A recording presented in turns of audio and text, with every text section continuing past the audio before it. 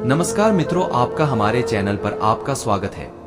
हर हर महादेव, राधे राधे। मित्रों कमेंट में जरूर लिखना। दोस्तों आपसे मैं बता दूं कि आज की कहानी महाभारत से जुड़ी है, जो एक ब्राह्मण भेष में आकर द्रौपदी के गले में वरमाला डाल देता है और सभी लोग उस ब्राह्मण को देखकर अचंभित हो जाते हैं। वो कौन था जो एक ब्राह्मण के भेष में द्रौपदी के गले में वरमाला डाला था? तो दोस्तों आइए जानते हैं वो कौन था। वीडियो को लास्ट तक देखना, तभी कहानी का आनंद मिलेगा। वीडियो अच्छी लगे तो लाइक और चैनल को सब्सक्राइब जरूर कर ले। देर न करते हुए चलते हैं वीडियो की ओर। दोस्तों आपसे बता दूं, द्रौपदी महाभारत का एक मुख्य चरित्र है।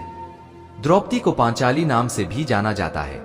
अर्जुन की ही तरह द्रौपदी भी कान्हा को अति प्रिय थी। यही कारण है कि चीरहरण के अतिरिक्त भी जब कभी द्रौपदी किसी समस्या से घिरी, कान्हा स्वयं उनकी समस्याओं का निराकरण करने पहुंच जाते थे।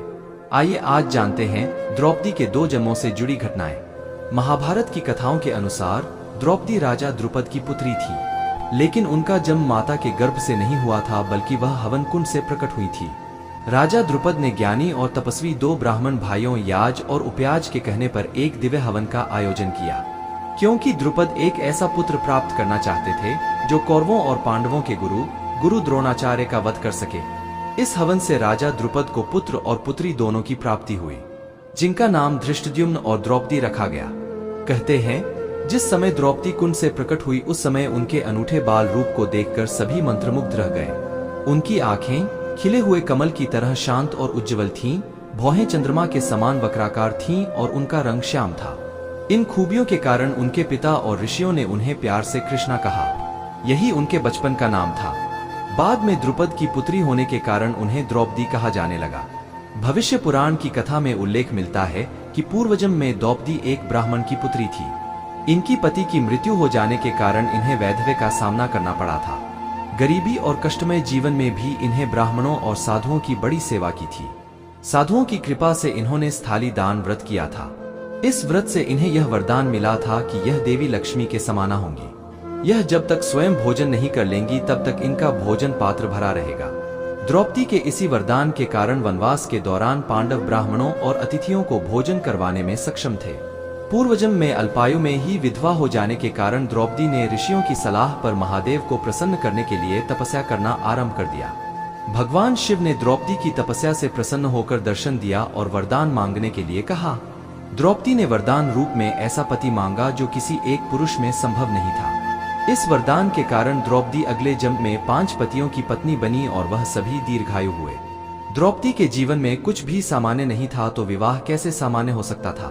द्रुपद अपनी बेटी का विवाह अर्जुन से करना चाहते थे, लेकिन द्रौपदी के स्वयंवर से पहले ही लाक्षागृह की घटना हो चुकी थी और सभी को लगता था कि 5 पांडव और कुंती उस लाक्षागृह की अग्नि की भेंट चढ़ गए, जबकि 5 पांडव सकुशल उस गृह से बाहर निकलकर ब्राह्मण वेश में रहने लगे थे।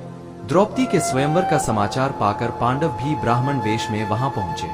द्रौपदी के स्वयंवर के लिए राजा द्रुपद ने शर्त रखी थी कि नीचे लगे जलकुंड में देखकर ऊपर लगी घूमती हुई मछली की आंख जो भी योद्धा अपने वाण से भेद देगा, उसी से द्रौपदी का विवाह होगा। कोई योद्धा ऐसा नहीं कर पाया। कर्ण ने करने का प्रयास किया तो द्रौपदी ने सूत पुत्र से विवाह करने से इनकार कर दिया। तब ब्राह्मण वेश में आए अर्जुन ने शर्त पूरी कर दी। अर्जुन ने ऐसा किया तो ब्राह्मण के साथ राजकुमारी के विवाह पर सभी राजाओं ने आपत्ति जताई। उस स्वयंवर में कृष्ण अतिविशिष्ट अतिथि थे। राजाओं द्वारा ब्राह्मण को कन्या देने पर विवाद होते देख कान्हा ने अपनी कुशल नीतियों के बल पर और भीम ने अपने बाहुबल पर स्थिति को संभाल लिया। तब अर्जुन द्रौपदी को लेकर वहां से चले गए। धृतराष्ट्र पुत्र दुर्योधन भी इस स्वयंवर में गया था, लेकिन उसके मन में शंका थी कि वह स्वयंवर की शर्त पूरी नहीं कर सका तो सभी राजाओं के सामने उसे अपमानित होना पड़ेगा। इस डर से उसने प्रतियोगिता में भाग नहीं लिया। उसने लक्ष्य भेदने की कोशिश ही नहीं की। वहां कर्ण भी उपस्थित था। जब जब कोई राजा इस प्रतियोगिता की ओर आगे बढ़ता तो द्रौपदी श्री कृष्ण की ओर देखती थी, ताकि उसे ये मालूम हो सके कि राजा विवाह योग्य है या नहीं। स्वयंवर में कर्ण आगे बढ़ा और उसने धनुष उठाकर उस पर तिनचा चढ़ा दी। श्री कृष्ण जानते थे कि कर्ण स्वयंवर की शर्त पूरी कर सकता है। उन्होंने द्रौपदी को इशारा कर दिया कि ये तुम्हारे लिए उपयुक्त वर नहीं है। इशारा मिलते ही द्रौपदी ने घोषणा कर दी कि वह किसी सूत से विवाह नहीं कर सकती। ये सुनते ही द्रौपदी के भाई धृष्टद्युम्न ने कर्ण से कह दिया कि मेरी बहन आपसे विवाह नहीं करना चाहती, आप प्रतियोगिता में हिस्सा न लें। ये सुनकर कर्ण ने खुद को अपमानित महसूस किया और क्रोधित होकर वहां से चला गया। इसके बाद ब्राह्मण के रूप में उपस्थित अर्जुन ने प्रतियोगिता की शर्त पूरी की और द्रौपदी से विवाह किया।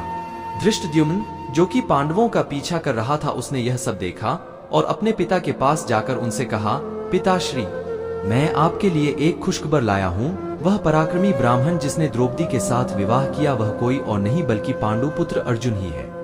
राजा द्रुपद यह सुनकर बहुत खुश हुए, लेकिन जब धृष्टद्युम्न ने अपने पिता को यह बताया कि द्रौपदी पांचों पांडवों की पत्नी है, तो यह सुनकर राजा द्रुपद बहुत दुखी हुए, क्योंकि यह कानून के खिलाफ था। उस समय ऋषि व्यास वहां आए। उन्होंने राजा द्रुपद से कहा, हालांकि इस तरह के विवाह की पवित्र ग्रंथों में अनुमति नहीं है, किंतु यह एक विशेष विवाह है जो कि स्वयं भगवान शिव का वरदान है, जो द्रौपदी को मिला है, तो यह कानून के खिलाफ नहीं है। राजा द्रुपद ऋषि व्यास की बातों से सहमत होते हैं और अपनी पुत्री के विवाह का आयोजन करवाते हैं। पांचों पांडव अपनी माता कुंती के साथ राजभवन में प्रवेश करते हैं। तभी वहां युधिष्ठिर अपना वास्तविक परिचय देते हैं। इस बात से राजा द्रुपद को बहुत खुशी होती है, क्योंकि वे अपनी पुत्री द्रौपदी का विवाह अर्जुन के साथ ही कराना चाहते थे, और वही हुआ। फिर द्रौपदी का पांचों पांडवों के साथ विवाह संपन्न हुआ और वे सभी माता कुंती के साथ हस्तिनापुर पहुंचते हैं। पांडवों के जीवित होने की सूचना जब हस्तिनापुर में सभी को मिलती है तो सभी बहुत प्रसन्न होते हैं। सनातन धर्म में द्रौपदी को 5 प्रातः स्मरणीय नारियों में पूजा जाता है। महाभारत के सबसे सशक्त चरित्रों में द्रौपदी का स्थान बहुत ऊंचा रहा है। महाभारत में द्रौपदी के जीवन और उनके कार्यों के बारे में बहुत कुछ लिखा गया है। द्रौपदी कौन थी? द्रौपदी का जीवन इतना संघर्षमय क्यों रहा और द्रौपदी के जीवन से हम क्या सीख सकते हैं, ये सभी इस वीडियो के माध्यम से आप जान सकते हैं। द्रौपदी के 5 पतियों के नाम युधिष्ठिर, भीम, अर्जुन, नकुल और सहदेव थे। इन्हें ही पांडव भी कहा जाता है। महाभारत के आदि पर्व के अनुसार द्रौपदी के 5 पति पूर्वजन्म में अलग अलग काल में इंद्र पद को सुशोभित करने वाले इंद्र थे। इन 5 इंद्रों के नाम थे विश्वभुक, भूतधामा, शिवी, शांति और तेजस्वी। द्रौपदी पूर्वजन्म में स्वर्ग की लक्ष्मी या शची या इंद्राणी थी। कथा के अनुसार इन 5 इंद्रों पर रुद्रदेव कुपित हो गए थे और रुद्र ने इन्हें पृथ्वी पर मनुष्य रूप में जन्म लेने का शाप दे दिया था। यही 5 इंद्र पृथ्वी पर युधिष्ठिर, भीम, अर्जुन, नकुल और सहदेव के रूप में जन्मे। विश्वभुक ने धर्मराज के माध्यम से कुंती के गर्भ से जन्म लिया, इसलिए वो धर्मराज या धर्मपुत्र भी कहलाए। भूतधामा ने वायुदेव के माध्यम से कुंती के गर्भ से जन्म लिया और वो संसार में भीमसेन के रूप में प्रसिद्ध हुए। भीम को वायुपुत्र भी कहा जाता है। अर्जुन के रूप में स्वयं शिवी नामक इंद्र ने ही जन्म लिया था, जबकि अश्विनी कुमारों को माध्यम बनाकर माद्री के गर्भ से शांति और तेजस्वी नामक इंद्रों ने नकुल और सहदेव के रूप में जन्म लिया था।